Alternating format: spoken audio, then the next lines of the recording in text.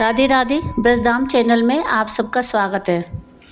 तो आज हम सुनेंगे देव नदी माँ गंगा की उत्पत्ति की कहानी कि माँ गंगा की उत्पत्ति कैसे हुई। इस बारे में कई कहानियाँ प्रचलित हैं। मैं आज आपको वामन अवतार की कहानी सुनाऊंगी। यह बात उस समय की है जब श्री हरि विष्णु ने देव माता अदिति के पुत्र के रूप में वामन अवतार लिया था। उस समय धरती और स्वर्गलोक के अधिपति दैत्यराज बलि थे। वह अपने गुरु शुक्राचार्य के बताए मार्ग पर चलते हुए निरंतर चलने वाले यज्ञ करवाते थे और गरीबों और ब्राह्मणों को दान देते थे। उन्हें अपने दानवीर होने का अहंकार था। उनके राज्यकाल में देवताओं के लिए बुरा समय चल रहा था। उनके राज्य में असुरों को उनकी सुरक्षा प्रदान थी, जिससे आम जन को कष्ट भी भोगने पड़ रहे थे। तब प्रभु ने इस समस्या को हल करने हेतु वामन अवतार लिया। बालक ब्राह्मण रूपी वामन देव दैत्यराज बलि की यज्ञ स्थान पर पहुँचे। जब बलि की नज़र उन पर पड़ी तो बलि ने उससे उनकी इच्छा पूछी। यह सुन वामन देव ने कहा, राजन, आपकी बहुत प्रशंसा सुनी है। आप दानवीर हैं। मुझे केवल उतनी भूमि चाहिए जितनी भूमि मेरे 3 पग में नप जाए। यह सुन सभी लोग वामन देव पर हंसने लगे।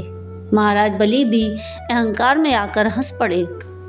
फिर हाथ जोड़कर वामन देव से और भी कुछ मांगने का आग्रह किया, परंतु वामन देव 3 पग भूमि पर अड़े रहे। बालक ब्राह्मण से महाराज बलि ने कहा कि दान के लिए आश्वस्त कर मैं पीछे नहीं हटूंगा।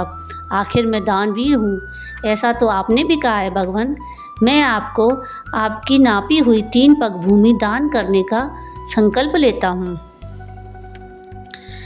जैसे ही राजा ने संकल्प लिया, वैसे ही वामन देव ने विराट रूप धरा। लोग भयभीत होकर इधर उधर भागने लगे। वामन देव ने एक पग में धरती और दूसरे पग में आकाश को नाप दिया और फिर तीसरे पग के लिए अपना पैर उठाया और बलि की ओर देखा। तभी बलि ने हाथ जोड़कर अपने घुटनों पर बैठकर कहा, हे प्रभु, तीसरे पग में आप मुझे नाप लें और मुझ पर भी स्वामित्व स्थापित कर लें। यह रहा मेरा मस्तक आपकी सेवा में। आप मेरे मस्तक पर पग धरें।